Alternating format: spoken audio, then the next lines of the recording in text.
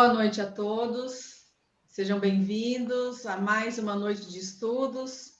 Uma alegria muito grande nos reunirmos aqui e já estamos encaminhando para o encerramento do estudo dessa obra maravilhosa.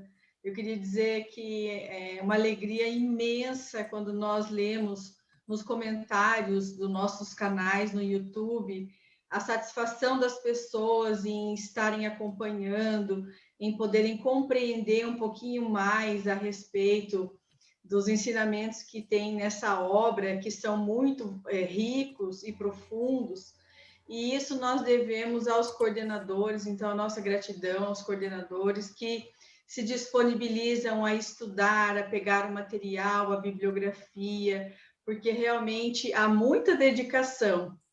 Eu gostaria de dizer para as pessoas que estão perguntando no chat a respeito do próximo estudo, nós iremos continuar e, na sequência, estudaremos o livro Transição Planetária, de Divaldo Pereira Franco e Manuel Filomeno de Miranda. Quem não tem a obra, então é um tempinho aí para correr para comprar.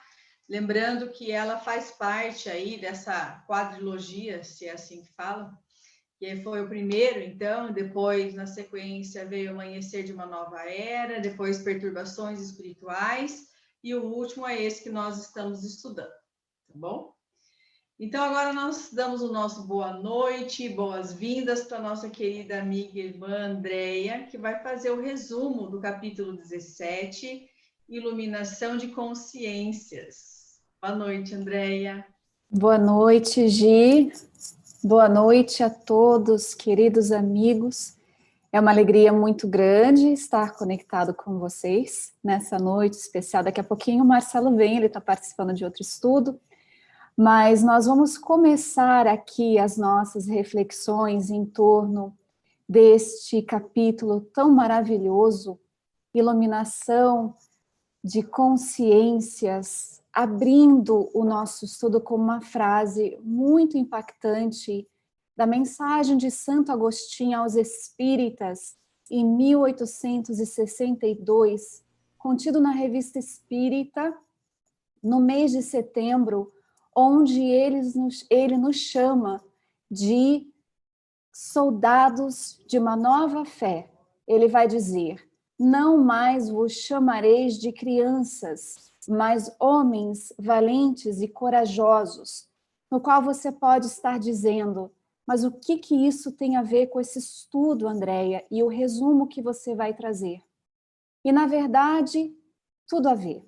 Comecei a refletir na importância dessa obra ao ler esse capítulo, após o cenário, o que nós fomos apresentados com o capítulo 16, notando do porquê Santo Agostinho diria para nós, convocando especialmente aos espíritas, que nós não nos olhássemos mais como crianças, mas homens e mulheres que chegaram ao nível de maturidade para entender todos esses ensinamentos, lições, alertas, elucidações, reflexões trazidas, como, por exemplo, numa obra como No Rumo do Mundo de Regeneração.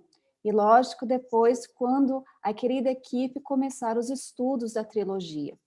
Então, o capítulo começa ali com o benfeitor querido nos oferecendo uma visão ampla dos trabalhos da instituição, onde inúmeros acolhimentos e atendimentos foram realizados, especialmente na área do tratamento do passe e no trabalho de poder inspirar as pessoas aflitas que entravam em contato com aquela abençoada instituição espírita, assim como nos atendimentos de urgência, àqueles que ligavam para lá, alarmados, completamente intimidados pelas notícias, as comunicações nos jornais, nas redes sociais, e assim vai. Manuel Filomeno de Miranda vai dizer, explicando ali para nós essa visão do momento atual em que vários corações estão sendo alarmados com as comunicações jornalísticas e televisivas mentirosas ou exageradas.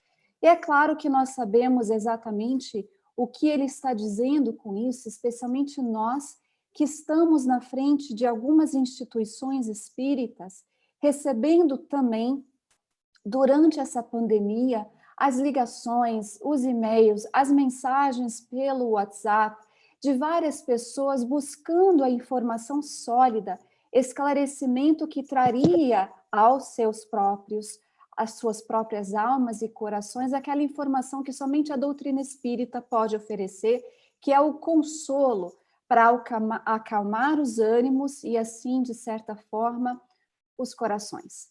Eu tenho brincado bastante que quem reencarnou no momento de transição planetária, todos nós, fomos oferecidos um ticket para sentar na primeira área VIP ali do momento de transição planetária.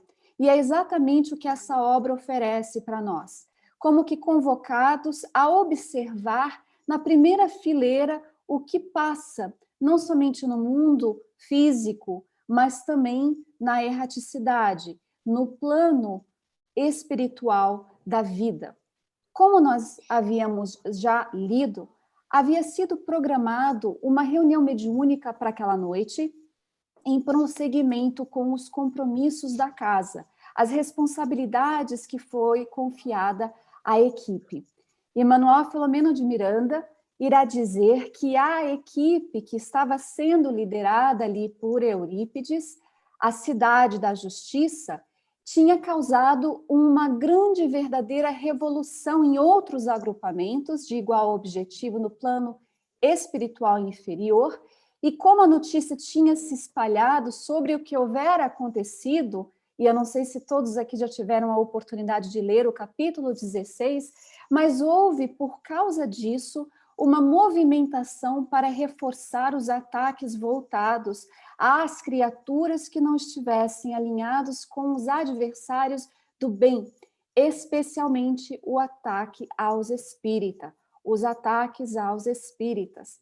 Não é à toa, então, que grande número de pessoas, outro dia escutei ali o Marcelo no grupo do estudo do Livro dos Espíritos dizendo: quanto mais eu estudo, quanto mais eu oro, mais eu sinto o ataque. Será que eu estou obsediada ou fascinada?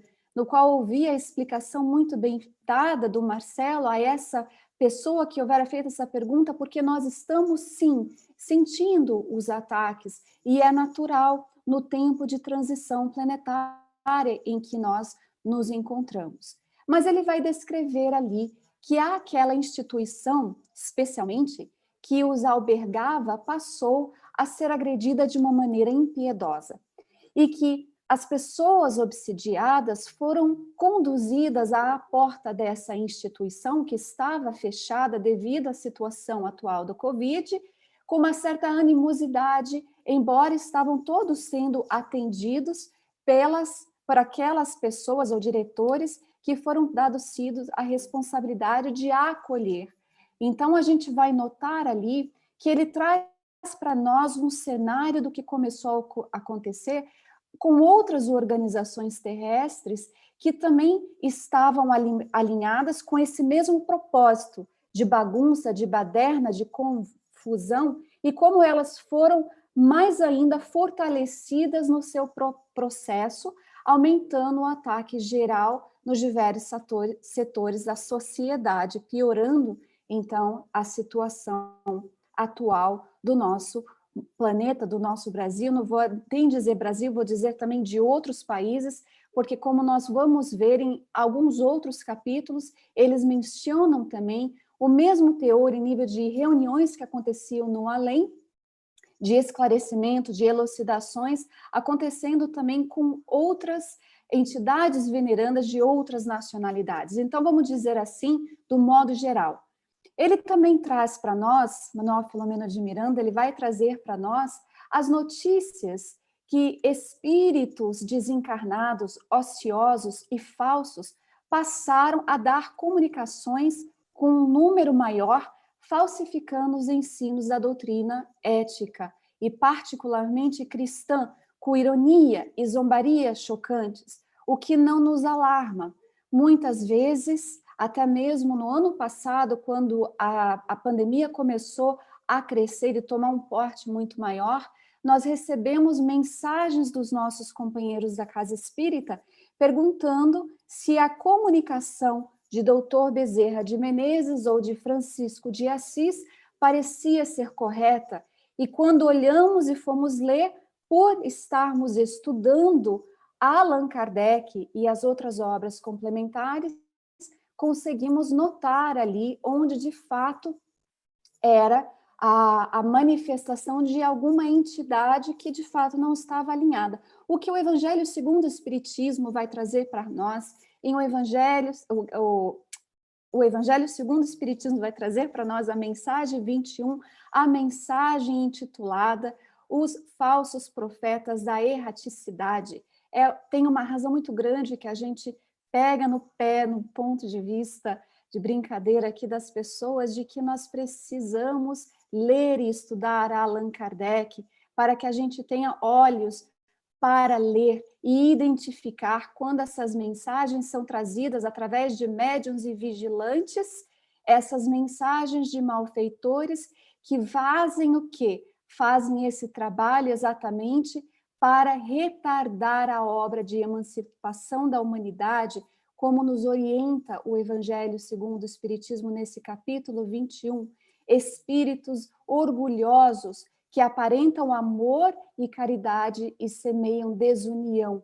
E aí a gente vai notar, então, a necessidade do estudo constante, não somente das obras de Allan Kardec, que não se encerra com as 5 obras, mas também com as revistas espíritas, há tanto material para se ler, a Viagem Espírita também, e as outras obras trazidas pelas mãos abençoadas de Divaldo Franco, de Chico Xavier, de Ivone do Amaral Pereira, de Raul Teixeira, de Leon Denis, e a lista vai crescendo, e também da nossa amada Sueli Caldas Schubert. Então, há bastante material para a gente poder ler e nos educarmos para não cair na cilada dessas manifestações mediúnicas que estão acontecendo em massa para realmente promover a desunião, a confusão na mente de nós, espíritos ainda que estão no bom combate, nesse trabalho de autodepuração.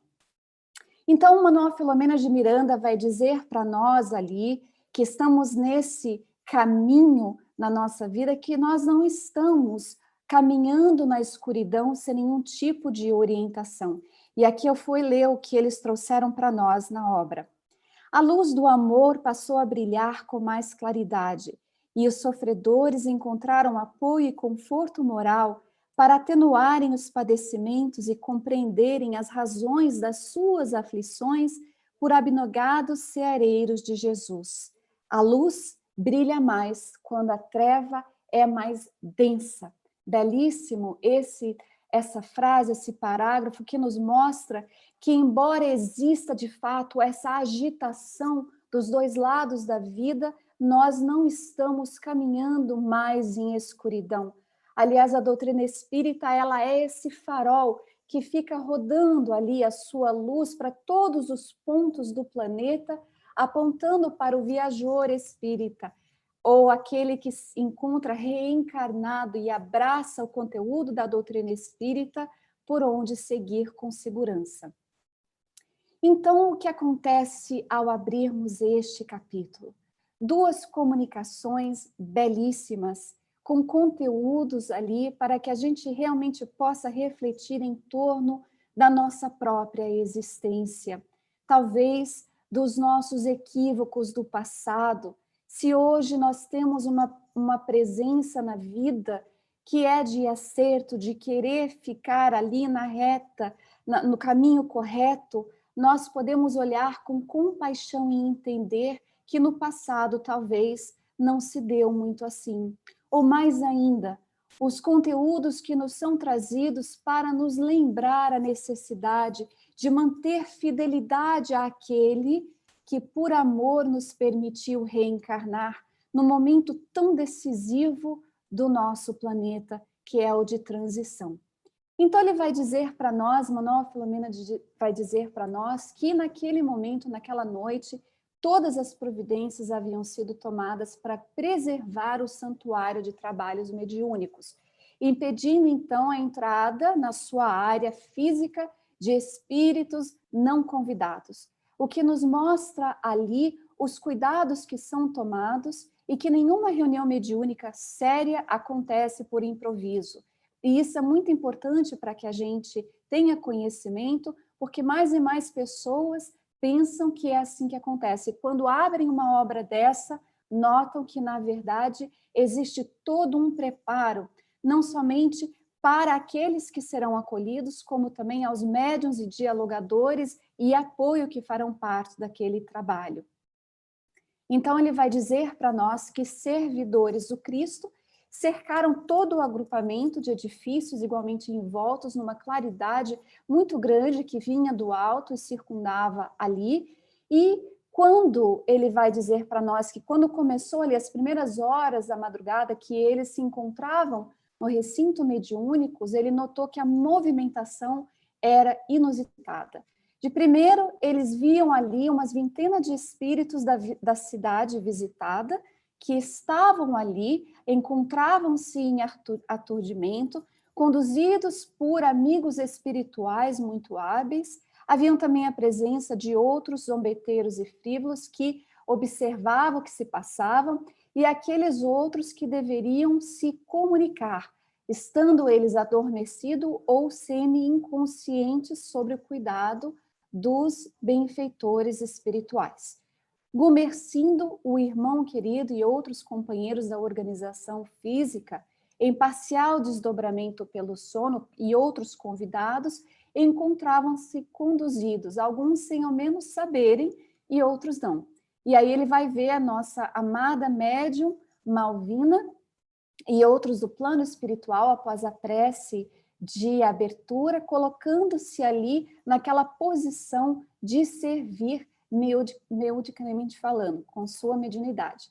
Foi então Malvina que entrou em transe, primeiro, sobre a influência do bispo de M, como nós lembramos, ele já houvera sido atendido antes, ele tinha sido conduzido a uma câmara de tratamento, e ele vai trazer para nós, Manuel Filomeno de Miranda vai trazer para nós, que ele encontrava-se ali com seu aspecto lupino, que, de certa maneira, trazia o sentimento de verdadeira compaixão por ele. E o diálogo que se dá, ele é muito longo para o nosso resumo, mas ele é muito interessante, e nós aqui vamos lembrar a todos que vale a pena a gente ler, mesmo se não lemos, não tome as minhas palavras somente para o resumo, mas que realmente mergulhe nesse diálogo e busque entender dentro dele o drama e as dores por detrás daquela situação do bispo de M para poder extrair algumas lições. E na fala desse espírito, ele trazia um tom de ironia, e todo o diálogo dele era sobre uma terrível sentença de aniquilamento da criação. Vale a pena a gente ler, realmente, queridos. E Eurípides nos apresenta, no seu diálogo acolhedor e carinhoso, a esse espírito a realidade dos fatos, fazendo com que ele pudesse lembrar a razão dentro da qual ele houvera escolhido aquela forma lupina, dizendo para nós, leitores, que muitos espíritos perversos se transvestem de uma forma que cause medo, terror, para esquecer os males executados e ocultar aqueles atos terríveis praticados contra o seu próximo enquanto encarnados, que foi o que aconteceu ali.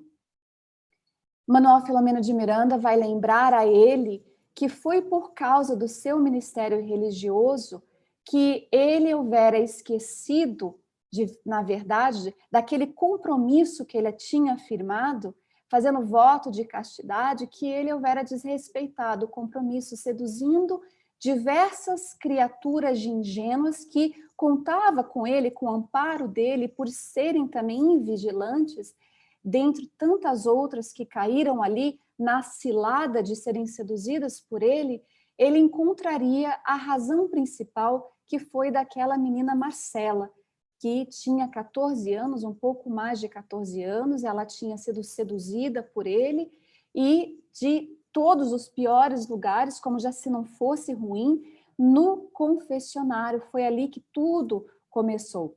Então, perturbado por aquela degradação interior na área do sexo, ele sentiu-se fascinado pela menina.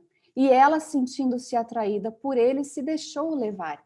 E o pior é que, com as facilidades que a posição dele concedia a ele, ele conseguiu seduzi-la ao ponto que ela acabou engravidando-se. E antes disso, ele tinha prometido para ela um consórcio matrimonial. Só que o que aconteceu foi que, quando ela engravidou, como ele era covarde e perverso, ele propôs o aborto imediatamente e que acontecesse antes dela começar a mostrar, a dar os sinais ali de que ela estava grávida. E assim aconteceu.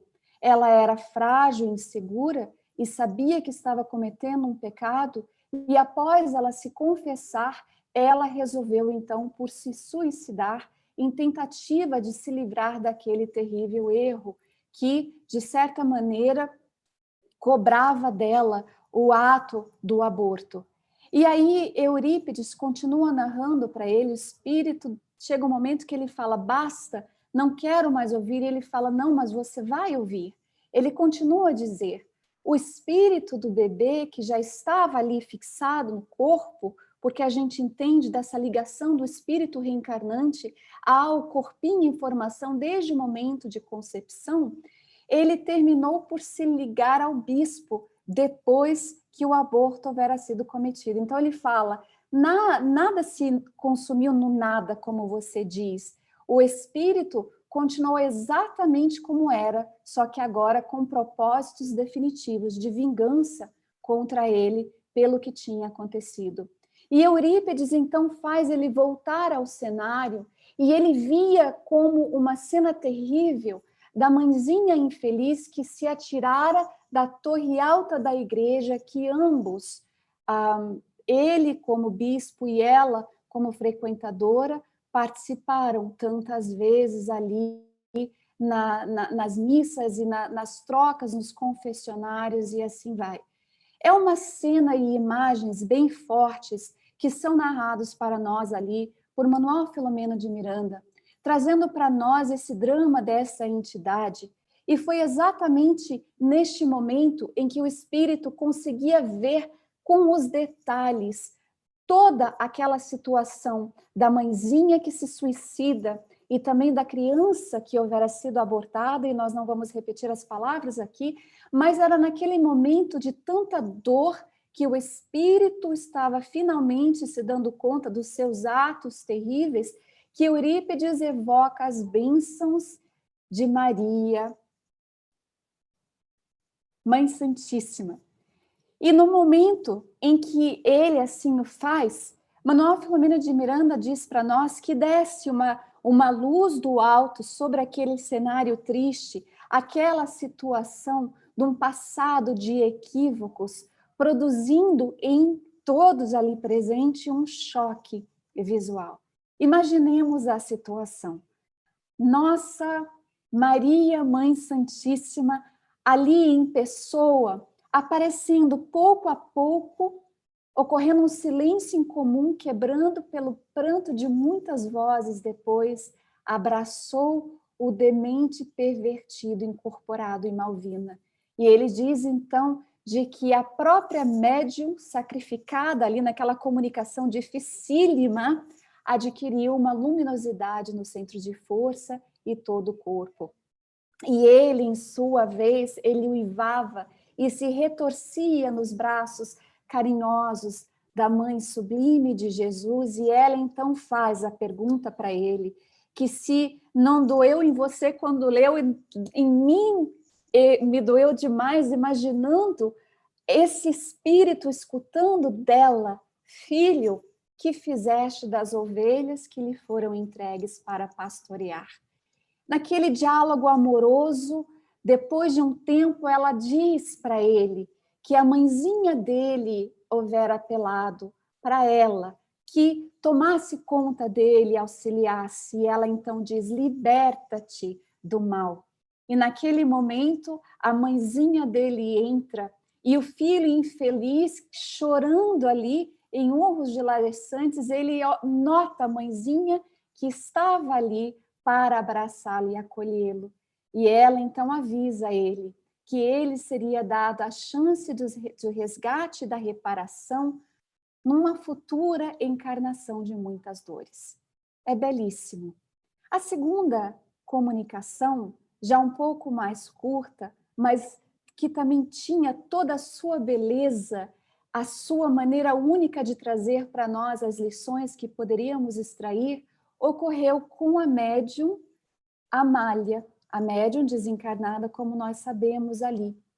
E ele então já se manifesta dizendo que ele tinha estado ali e que ele tinha sido, naquela ocasião em que houve uma comunicação prévia, sido convidado a demorar-se naquele local ali para que ele pudesse ver a face nova dos dois adversários que feriram ele tanto no passado. E ele diz então que por uma força insuportável, ele não conseguiu dizer não.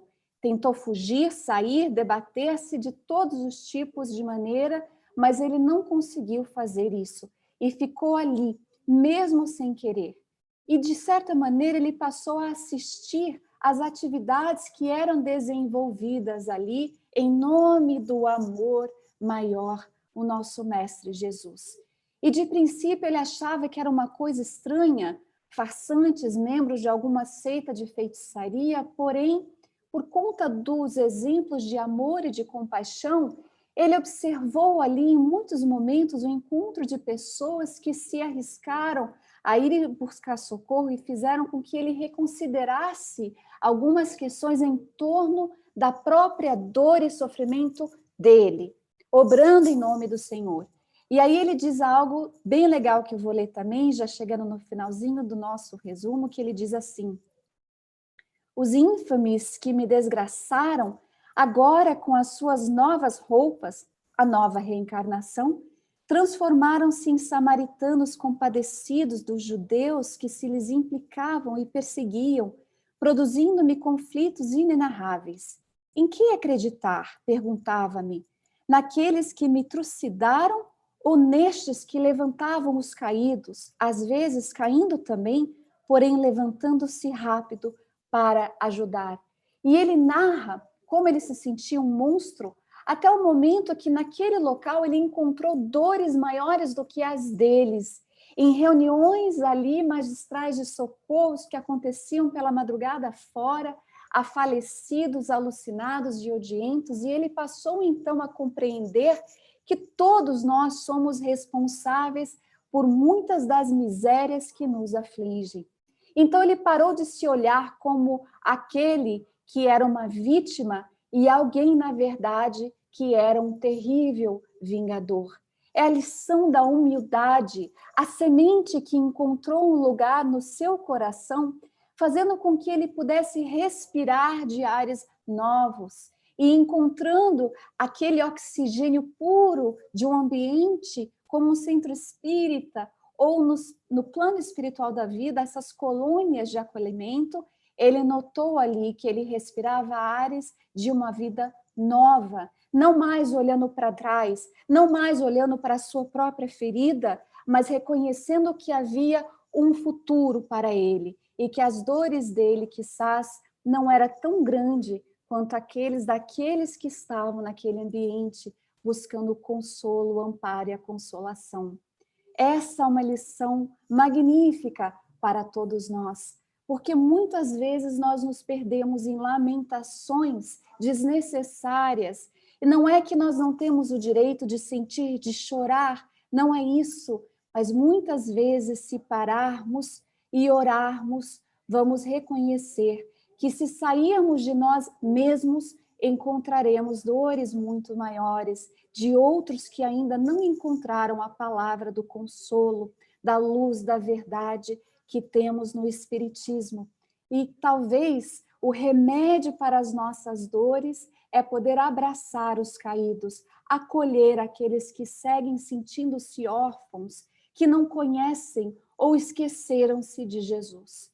O diálogo é de todo cheio de ternura ali, até o momento em que Eudalbo entra naquele recinto de paz, onde o diálogo acontecia entre essa entidade Spinelli com uma senhora ao seu lado, envelhecida, porém bela, e com um sorriso belíssimo no seu rosto, e ele então a reconhece de imediato. Mamãe querida, você está vindo do céu para arrancar o seu filho do inferno. E ela então estende os braços para ele, que ao chorar ainda mais o abraça, passa a mão com carinho na cabeça dele e diz: venho buscar-te em nome de Jesus, de quem te separaste desde há muito. É somente isso que importa no momento. É muito lindo, meus queridos, porque a gente vai ver que no final eles não evitam também, não deixam de acolher aquele grande número de sofredores na expectativa ali. Spinelli então falou com muita doçura sobre o amor de Deus, os deveres morais em relação à vida e a si mesmo, com uma beleza em comum, e que nós podemos chegar a dizer e ousar a dizer: será que nós já refletimos também no amor de Deus por cada um de nós, nessa beleza das lições do Mestre incomparável, e mais ainda, nos dias atuais, ainda de pandemia, nos deveres que a cada um de nós nos compete a cumprir? Foi esse o nosso resumo, Gi. Então, passo a palavra de volta para você, agradecendo Obrigada, a todos Andréia. pela Olha atenção. aqui, eu vou compartilhar de um comentário aqui. Emocionante e brilhante. Obrigada, querida Andréia, que Jesus abençoe você. Obrigada. Então, agora nós passamos para a querida Eulália, que irá fazer os seus comentários. Boa noite, Eulália, bem-vinda. Boa noite, Gi, Laudes. É uma alegria enorme poder estar dividindo este momento, a responsabilidade de hoje com a Vânia, com a Andréia, com o Lincoln nas explicações e os demais companheiros que seguirão através das perguntas. Então, dividindo com o Lincoln, coube a mim a primeira comunicação que foi do bispo de M, que no capítulo 12, exatamente das páginas 184 a 192, já havia oferecido uma comunicação que nos requer bastante reflexões.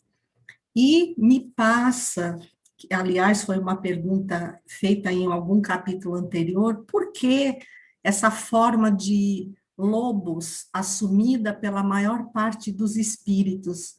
E nós fomos resgatar nos evangelhos, em Mateus, em Lucas, em Atos, a forma como Jesus sempre disse que eu sei que após a minha partida, lobos ferozes se infiltrarão por entre a vossa comunidade, e não terão piedade do rebanho.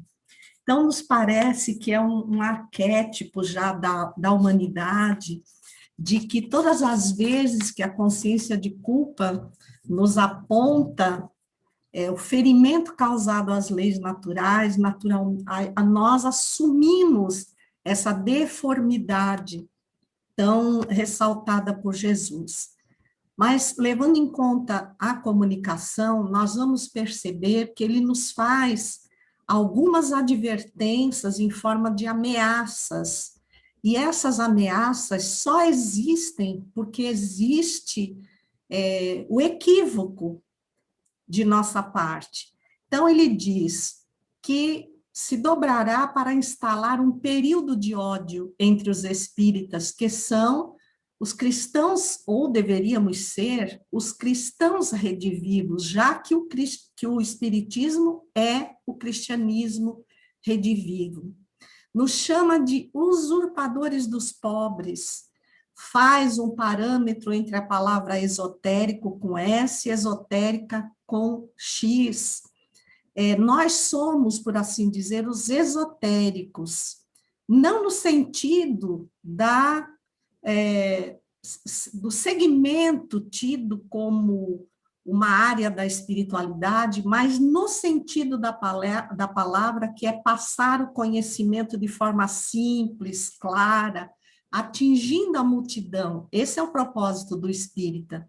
E ao levar esse conhecimento claro, nós levamos também a pessoa a um horizonte maior, que foge completamente à ideação do nada que esse espírito coloca, enquanto eles usam o esotérico com S, que é a coisa dos eleitos, é algo de difícil compreensão, exatamente para continuar submetendo as pessoas às suas aparências de infalibilidade. Então, nós tivemos, por exemplo, a época da igreja que se vendiam as indulgências. O que tiramos disso é que nós, os espíritas, não podemos nos afastar de Jesus, que ia aos simples, aos gentios, e que hoje nos chama ao testemunho, não das palavras, da presença material na casa espírita, mas do exemplo cristão dentro da nossa própria vida, fora da casa espírita, na rua, nos lugares por onde vamos. Aí nós vamos iniciar, lembrando que ele vem como resposta à ida desse grupo à cidade da justiça, onde ele passou a ocupar um cargo, digamos assim, de relevo. Então, nós nos remetemos, praticamente em toda a nossa explicação, ao livro Memórias de um Suicida, de Ivone do Amaral Pereira, na página 199, capítulo 8, Torre de Vigia, onde Camilo Cândido Botelho nos fala que esses espíritos, não dispondo dos poderes espirituais que eles informam que têm, ou anunciam que têm, divorciados da luz, do bem, do amor ao próximo, eles se aquartelam, eles dizem que criaram, mas não é verdade, em locais pavorosos e sinistros da própria Terra. Então, na crosta terrestre, afinados com seus estados mentais, tais como seios de florestas tenebrosas, catacumbas abandonadas dos cemitérios, cavernas solitárias de montanhas, muitas vezes desconhecidas do homem, e até antros sombrios de rochedos marinhos e crateras de vulcões extintos. Então, a gente vê que é uma ambiência muito pesada. Então, imaginem você ser instrumento mediúnico de um espírito desse teor, com essa carga vibratória densa. E aí nós vamos falar desse livro, reportando-nos ao Memórias de um Suicida, agora no capítulo 6, intitulado A Comunhão com o Alto, falando da necessidade de médiuns com essa condição especialíssima, porque há espíritos que estão numa condição, numa situação tão dramática, que para resolver esses complexos mentais graves, eles precisam, sim, do aparelho mediúnico. Mas quando nós falamos em aparelho, nós falamos em espírito. Então, o espírito expressa a mediunidade, como Kardec nos coloca, através do seu organismo. Independente da sua moral, ele pode ter a mediunidade, mas a moral vai fazer toda a diferença. E Ivone, no livro, nos chama a atenção sobre a mediunidade voluntária. Aí nós podemos dizer assim, mas a mediunidade sempre é voluntária. E não é verdade. Porque muitas vezes nós participamos da reunião mediúnica como um tipo de barganha, consciente ou inconsciente, acreditando que o fato de nos dedicarmos a sermos instrumentos desses espíritos por si só já nos trará alguns privilégios. Isso é muito claro na humanidade. Desde o Monte Tabor, quando foi colocada a presença de Pedro, João e Tiago, que eles queriam montar aquelas barracas, é um tipo de um privilégio. usufruído na nossa mente por pessoas especiais. Aí, quando falamos isso, lembramos que a nossa conduta moral reprochável, equivocada, facilmente nos conduz ladeira abaixo a condições como esse espírito se apresenta. Facilmente nos permitimos enredar pelas sugestões trevosas, por conta de ainda colocarmos interesse pessoal como grande obstáculo ao bem, como nos fala o Livro dos Espíritos na pergunta 895. Então, há uma condição de que esses médiuns sigam uma disciplina ilibada, mas como? Vamos encontrar pessoas perfeitas? Não, mas pessoas que se debruçam sobre todos os esforços para domar as suas imperfeições. E aí, na página 127 do Memórias, fala de que os benfeitores espirituais sugerem aos médiuns um recolhimento ao leito mais cedo que o usual e lhes proporcionam um suave sono magnético para que eles estejam mais lúcidos na presença da reunião mediúnica. E para que esses médiuns contribuam, porque a coisa mais certa de uma reunião mediúnica, como está no livro Mediunidade, Encontro com Divaldo, é o choque anímico, a troca fluídica entre os espíritos e os médiuns. Só que para isso, o médium tem que ter preparo. Então ele precisa ser vegetariano. Não, ele precisa usar do seu caráter, elaborar esse esforço diário para merecer o contributo dos espíritos benfeitores. E aí a dificuldade que neste livro, minuciosamente, nós também percebemos de médiuns capacitados para tamanhos trabalhos voltados à espiritualidade, com renúncia das próprias vidas, né? Então, não são pessoas que frequentam qualquer lugar, que se atiram a lazeres inconsequentes. Não dá para servir a Deus e a Mamon. Nós temos que fazer escolhas, por isso tem que ser voluntário. Mas me falaram que se eu não servir a mediunidade, tudo na minha vida vai dar errado. O que faz não ser muito feliz a nossa existência são as nossas afinidades morais, que é exatamente aquela condição que não nos oferece sermos médium, como a Malvina, né? Ela se dobra.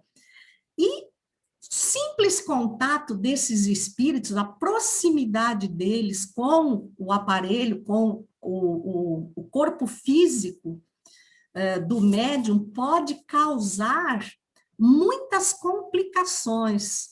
Então, quando eles vão procurar médiuns para atender os suicidas, de 20 médiuns, eles conseguem apenas 4, porque os prejuízos, embora as contribuições dos colaboradores, dos espíritos dirigentes do Complexo Hospitalar Maria de Nazaré, colaborando com a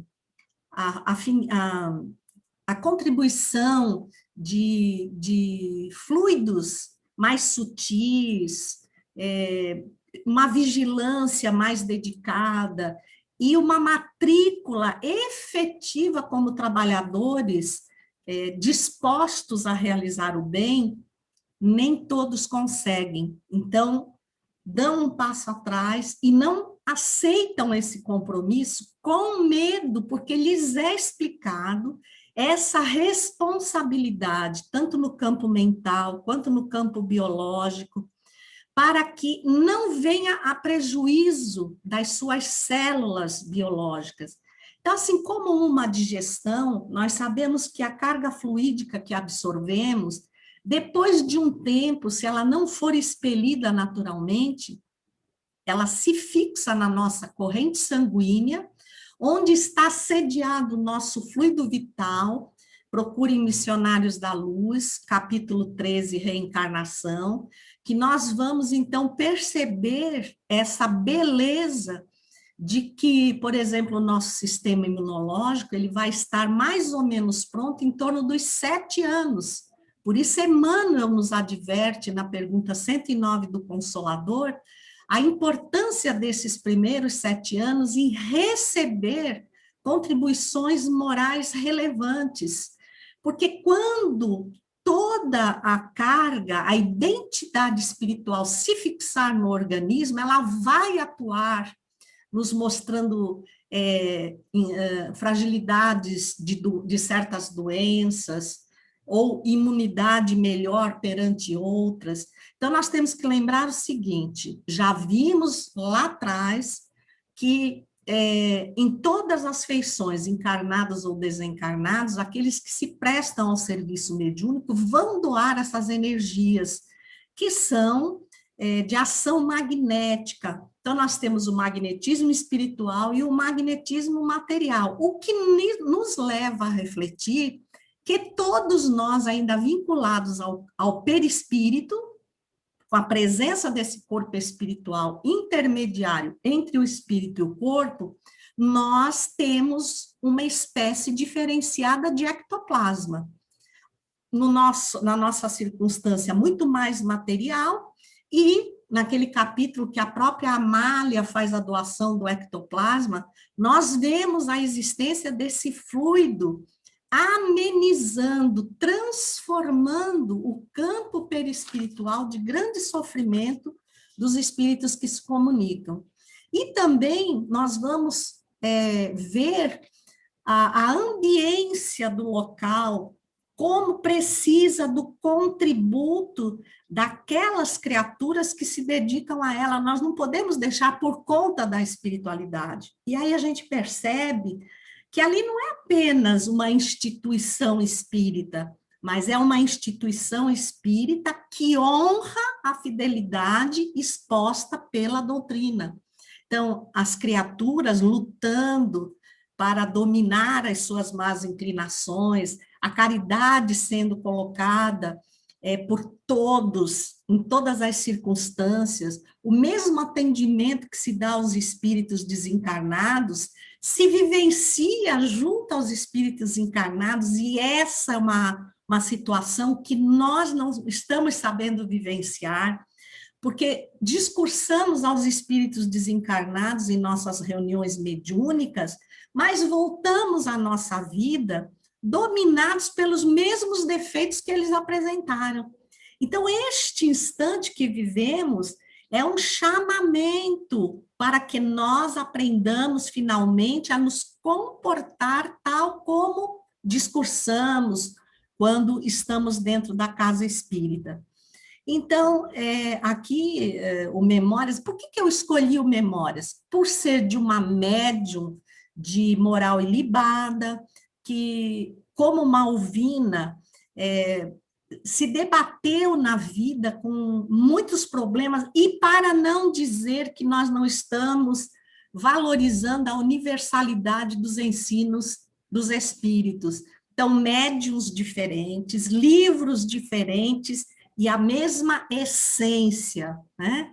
E, então, aqui no Memórias, fala que fluidos magnéticos são prodigamente espargidos no recinto das operações mediúnicas com duas finalidades: servirem como material necessário à criação dos quadros visuais durante as instruções aos pacientes, que é o caso nessa comunicação mediúnica, e tônicos que combatem as vibrações nocivas, inquietantes e desarmoniosas das presenças desses espíritos para amenizar, harmonizar. Obviamente, tudo que harmoniza tem um ponto de partida e um ponto de absorção. Então, olha a responsabilidade da equipe mediúnica, não é para qualquer médium, né?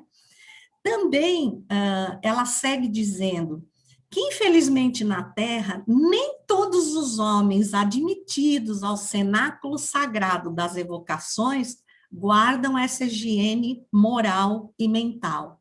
E, por fim, a gente lembra que muitos devem estar se questionando, mas Maria de Nazaré fundou, está à frente do complexo hospitalar que lhe leva o nome, voltada para o atendimento aos suicidas. E no capítulo 10, Manicômio, nós vamos ver a intercessão contínua dela, quando os espíritos que dirigem esse complexo, então, encaminhando um suicida para a reencarnação dolorosa, expiatória, ela, em pessoa, utilizando da sua misericórdia e do seu amor, ela ameniza o caminho de recuperação desses espíritos, que com certeza também somos todos nós. Muita gratidão, Lincoln. Muito boa noite a todos, corações amigos, que aqui estamos neste encontro de luz. Quantos ensinamentos obtemos desta obra, visto que eu estou entusiasmado em continuar os estudos, como já foi dito pela Gisele.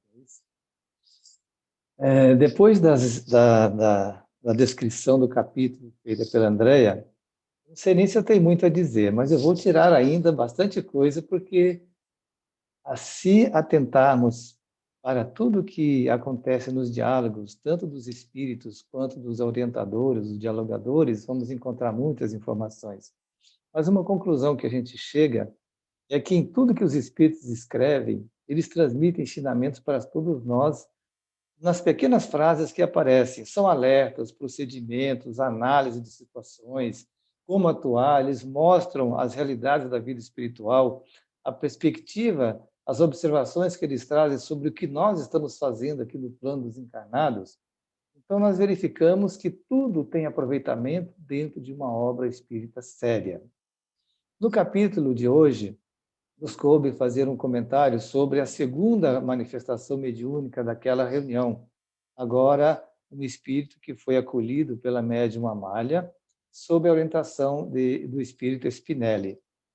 Vamos recordar que esse espírito já havia sido conduzido a uma reunião no capítulo 12, intitulado Aprofundando Experiências, onde ele contou a sua história de horrores vivida há cerca de 300 anos atrás, quando ele foi queimado vivo na fogueira da Inquisição. Então, é um espírito que compareceu com uma carga de ódio muito grande, e naquela ocasião ele portava uma estrutura física de anão, ele tinha nanismo, né?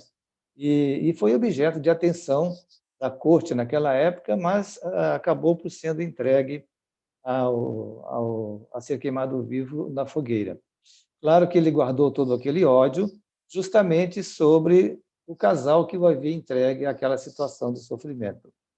Então, no término do capítulo número 12, Eurípides Barçanufo convida esse espírito a que ele permanecesse na instituição para observar alguns dias ali, para ele verificar como é o mecanismo das leis superiores que movem o nosso planeta e procura equilibrar também todos nós que aqui vivemos. Então, que ele observasse as atividades daquela casa. E o espírito, só para demonstrar assim como ele saiu daquele momento da reunião, ele disse o seguinte: posso asseverar-lhe que, se depender de mim e dos nossos amigos, todos inscritos nesta guerra de libertação, nada você conseguirá com o seu Cordeiro de Deus. Então, traduz aí o estado de espírito, desse espírito que agora é trazido novamente à reunião mediúnica. E aí nós vamos ver que já no início da reunião,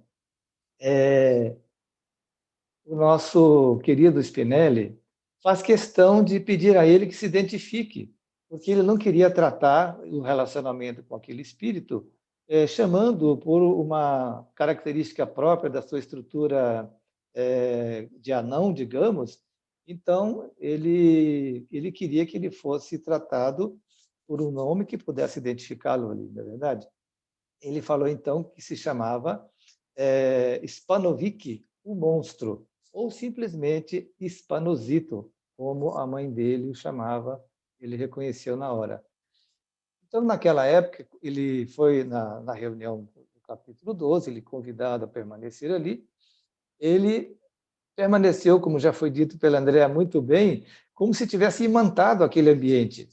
Vemos como as leis divinas trabalham em nosso favor, nos colocando exatamente naquela ambientação e na sintonia com o meio ambiente e as pessoas que são necessárias à nossa reeducação espiritual.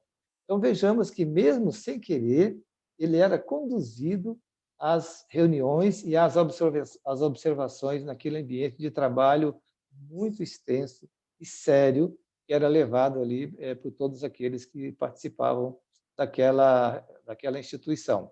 Então, os exemplos de amor que ele observava, de compaixão, fizeram com que ele gradativamente fosse mudando o seu comportamento negativo. Então, vemos as possibilidades que todos nós temos de nos reposicionarmos diante das nossas paixões e imperfeições quando nós recebemos, de alguma maneira, o estímulo necessário para nos colocarmos de forma diferente. Então, ele observava aquilo, não podia acreditar que Jesus, que ali era anunciado o nome dele 1000 vezes, e parece que ele agia por intermédio das pessoas. E é isso mesmo que acontece.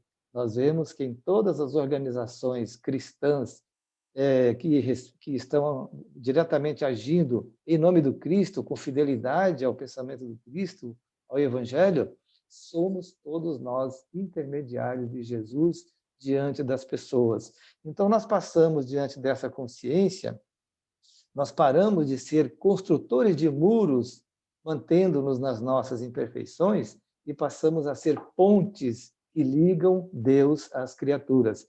Assim como nós mesmos tivemos em nossa experiência pessoas que foram verdadeiras pontes entre Deus e a sensibilização das nossas almas para mudar a nossa maneira de pensar e de nos comportarmos. Então, ele observou naquele momento que aquele casal que o havia conduzido ao suplício através da fogueira havia feito uma mudança muito profunda na sua maneira de agir. E desta forma ele começou a pensar diferente, a entrar em dúvida sobre aquele comportamento que ele estava tendo e as opiniões que tinha a respeito daquele casal. E, no caso, era o presidente da instituição, que dirigia a instituição onde estavam aquelas equipes espirituais, o nosso irmão Gumercindo e a esposa dele, a Clementina. E aí nós vemos a beleza e a justiça do processo reencarnatório que está inserido nas leis divinas. Como todos nós somos beneficiados por esta beleza das experiências de vida ou de reencarnação em reencarnação.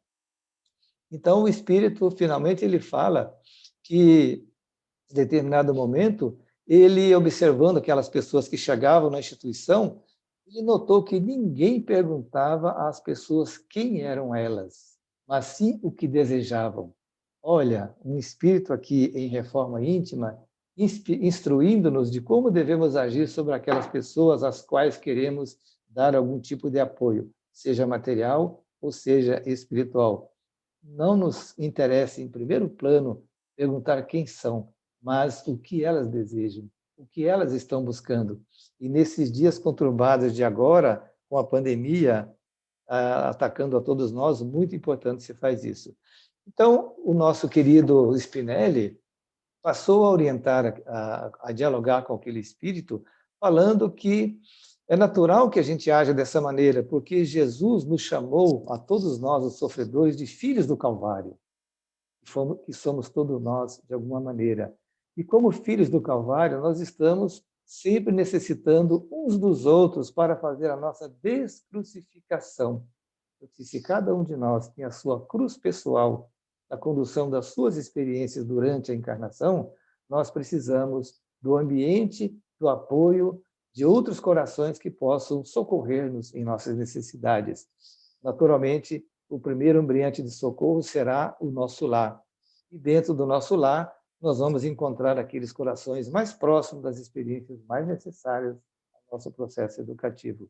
Daí a respeitarmos cada um dos familiares, como cada um deles se apresenta diante de nós, se aqueles que nós verificamos, que consideramos que têm eventualmente imperfeições muito graves, e olhemos todos eles com compaixão, e possamos, de alguma forma, pelo nosso exemplo, entregar a nossa colaboração para a pacificação do ambiente nos nossos lares. Desta maneira, nós observamos que esse espírito converteu-se plenamente, mas foi necessário trazer ali uma presença muito forte que o fez definitivamente entregar-se a uma nova vida, a um novo rumo, a um novo caminho. Foi trazido até aquele ambiente, como já foi narrado pela Andréia, a sua querida mãezinha. E a sublimidade do amor de mãe, mais uma vez, se manifesta aqui, a mãe do Cristo vindo socorrer ao bispo de M, trazendo a mãe do bispo para levá-lo para um novo processo reeducativo e nova encarnação. E aqui, novamente, uma mãezinha vem recolher o seu filho antes desviado e agora convertido, pelo menos até aquele momento, de tal forma que esse coração estará alimentando esse espírito para novas realizações.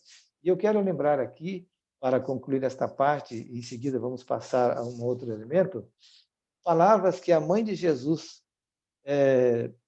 proferiu ao final da sua orientação àquele espírito. E diante dos resultados alcançados, ela disse: não há crimes que não possam ser corrigidos, nem amor que se negue a envolver todos os réprobos para a reparação.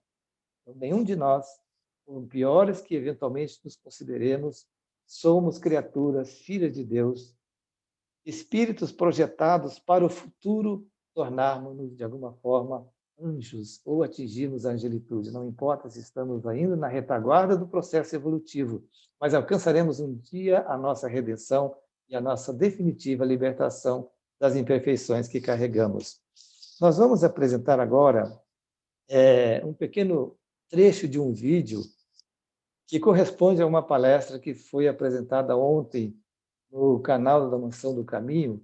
Quem assistiu vai poder rever aqui o momento final daquela palestra, onde Divaldo Franco recebe o espírito Bezerra de Menezes numa mensagem que tem tudo a ver ao contexto dos estudos que nós estamos fazendo agora, dentro dos alertas que o espírito Bezerra nos traz para este momento difícil que nós estamos enfrentando. Depois de comentar sobre os heróis do amor, mencionando Albert Schweitzer, Gandhi, Teresa de Calcutá, Irmã Dulce e outros, concluiu com uma homenagem sobre narrativas acerca de Chico Xavier, que justamente houvera desencarnado naquele período próximo em que ele estava fazendo a sua palestra, em 30 de junho de 2002. Portanto, agora, no próximo dia 30, estaremos relembrando aqui os 19 anos da desencarnação do médium Chico Xavier. Então, sem mais delongas, vamos colocar o vídeo para que todos possamos beber nas palavras de Divaldo esta mensagem maravilhosa que deve ser estudada por todos nós. Quem puder assistir ou quem não assistiu o vídeo de que estamos falando, basta procurar ali no canal do YouTube da Mansão do Caminho, que ali está à disposição de todos. Então, vamos compartilhar este vídeo. Vamos ver se conseguimos tecnicamente realizar aqui o nosso compartilhamento. Evocando a figura cândida de Chico Xavier, gostaríamos de dizer-lhe: aonde tu estejas, na glória estelar, tu que tens o contacto com os anjos, interfere junto a eles, para que Jesus se apiade de nós outros, os teus irmãos da retaguarda, e ajude-nos a carregar o fadário como tu fizeste, sem queixas nem recriminações. O teu exemplo ficará imortalizado nas páginas da história, pelo que tu fizeste, pelo que tu és, como apóstolo da Era Nova. Recebe, amigo, irmão incomparável, a gratidão dos filhos do Calvário, os teus irmãos da retaguarda. Neste amanhecer, de novas luzes. Quando o planeta em sombras estertora, a voz do além-túmulo, várias distâncias, para dizer às criaturas humanas: tende tento, despertai em definitivo para o bem, enquanto o tempo urge. Saí da anestesia da ilusão para os patamares da consciência lúcida. Até aqui transitastes por caminhos que ficaram assinalados pelos erros, pelos desvios de conduta, pelos compromissos negativos.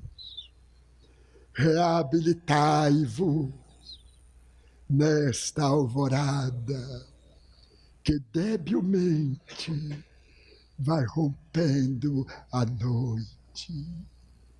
Estais chamados pelos mensageiros do Senhor para o banquete nupcial.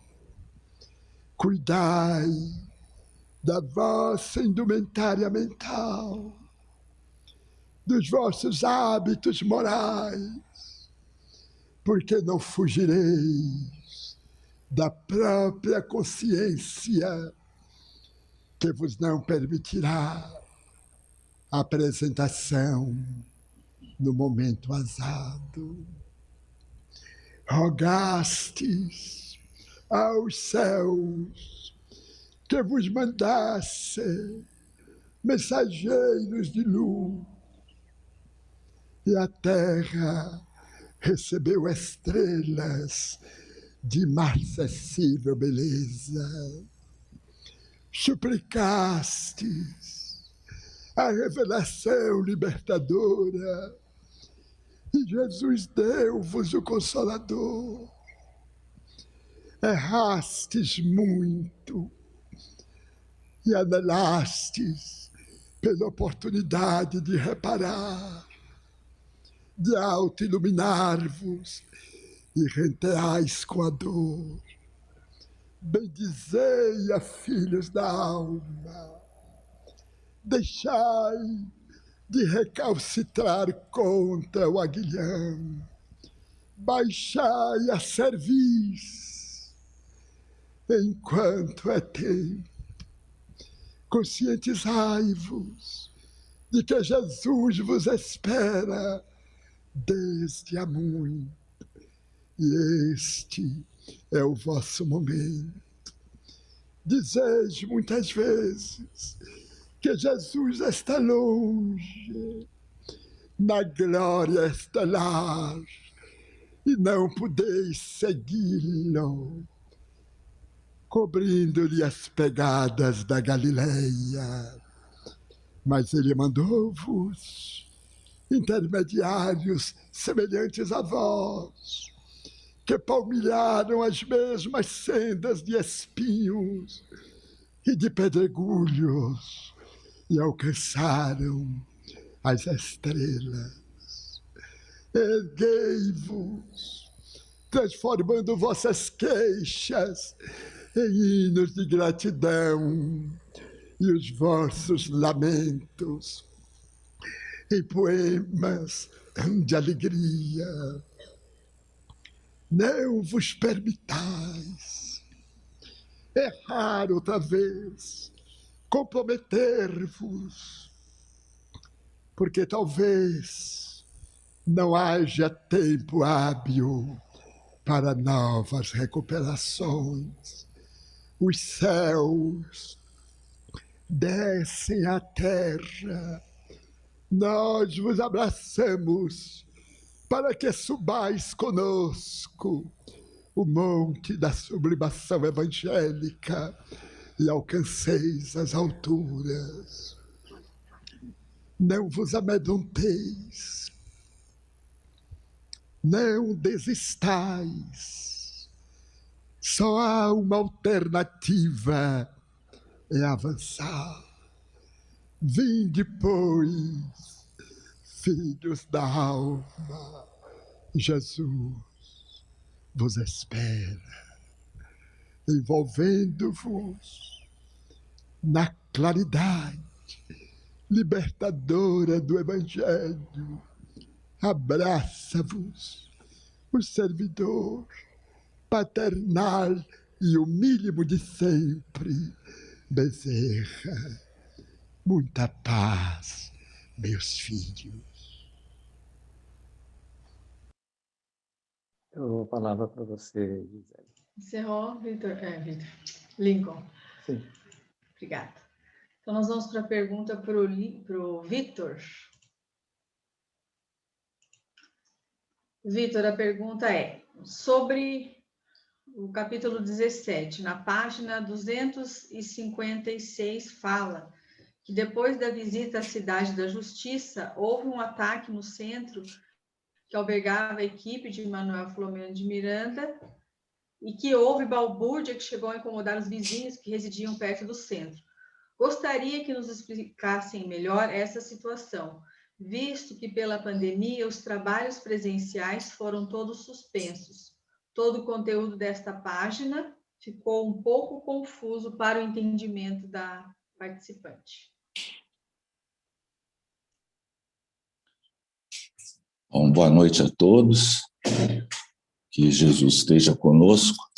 Essa pergunta é interessante porque ela abre espaço para outras reflexões, porque vamos lembrar que durante a pergunta, né, está se reportando aquela visita que Spinelli e Eurípides e a turma dos engenheiros e outros participantes foram visitar a Cidade da Justiça e com o intuito de avisar aos dirigentes, principalmente daquela cidade, os habitantes, que uma nova situação iria ocorrer, tendo em vista o planejamento do mundo espiritual para a transladação, ou seja, para uma outra situação em que aqueles que não prosseguiriam num teor de melhoria espiritual, eles seriam encaminhados para mundos inferiores. Evidentemente que essa observação feita pelo Eurípides Barçanufo, junto com Spinelli, ocasionou uma revolta lá naquela região e houve um recrudescimento com relação aos ataques àquela instituição que eles estavam albergados, né? Então, para mim, assim, fazendo uma análise, né, o próprio texto já diz aqui que pessoas obsidiadas foram conduzidas, no caso, à porta lá daquela instituição, mas a obsidiada aí não era que elas já estavam obsidiadas, é porque, como pano de fundo, conforme muito bem a Andréia falou, na sua explicação, no seu resumo, existia o pânico, o medo, o desespero, o desalento, uma ansiedade das pessoas quererem saber alguma coisa, palavras de consolação, passes, outras reflexões, e as portas estavam cerradas, né? Então, aquele ambiente tumultuava, porque outras também iriam ali, naturalmente, para saber alguma coisa de assistência básica, cesta básica, alguma coisa, e isso apenas incomodou pouca coisa, eu creio, né? Porque, se a gente pensar bem, esse tipo de reflexão, esse tipo de atuação estava lá fora na rua, não ia ter grandes consequências, a não ser o desagrado aí de alguns vizinhos. Mas o perigoso mesmo aconteceu antes, quando o próprio os próprios habitantes daquele local, eles estavam assediando, naquele caso do jovem drogado, em que ele foi telementalizado também, acho que dias antes, né, estava fazendo o escarcéu, porque ele queria tomar passe, ele queria entrar e tomar passe, mas as portas estavam cerradas também. E tem um mais grave ainda, é que, até anotei aqui, se não me engano, estava no capítulo 12, na página 168, que é o episódio em que Gumersindo, com a sua esposa, tiveram um problema. Aliás, era o ponto frágil da relação ali, era a mulher do Gumersindo. E ela era sensível a qualquer tipo de indução mental por parte dos espíritos menos evoluídos, principalmente sendo Gumersindo o diretor, o presidente da instituição. Então, o que os espíritos fizeram? Começaram solapando mediunicamente aquela criatura, sugerindo que ele, Gumersindo, teria alguma vinculação afetiva com a Malvina. Esse era o mais fundamental, porque se ela levasse o caso à frente, houve até uma reunião mediúnica especial para o convencimento desse espírito. Aí que morava o perigo. Porque se não houvesse essa reunião, se não houvesse uma acomodação das coisas, isso poderia redundar num esfacelamento do casal, isso, de uma forma, iria repercutir negativamente dentro da própria casa espírita, aí sim abriria uma brecha perigosíssima para a intervenção dos espíritos, coisa que eles já estavam querendo. Aliás, essa pergunta abre espaço também para uma reflexão. Todas as vezes, nós, como pessoas ou como componentes de um grupo, estamos no projeto do bem, quando a gente não for assediado, é sinal que a gente não está valendo nada. Se a gente está sendo assediado, é porque a gente está incomodando. E isso já é um sinal positivo. Toda instituição espírita, ou qualquer outra, que trabalha para o bem, ela sempre vai ter como contraproposta um assédio dos espíritos que não querem que aquela situação favoreça, seja no esclarecimento doutrinário, nas palestras, falando sobre o espiritismo, da proposta de ser da imortalidade da alma, de novas oportunidades através da reencarnação, da misericórdia de Deus. Quando é lançado esse tipo de aviso, quando é lançado esse tipo de conhecimento, é que nós estamos cumprindo o nosso papel. Havendo uma reação negativa, significa que esse é o caminho correto, né? Eu acho que é por aí que a gente tem que caminhar. Muito obrigada, Vitor. Nós teríamos mais uma pergunta, mas como nós estamos um pouquinho avançados no tempo, a pergunta demandaria mais tempo para a resposta, então ficará para a semana que vem ou para uma próxima oportunidade.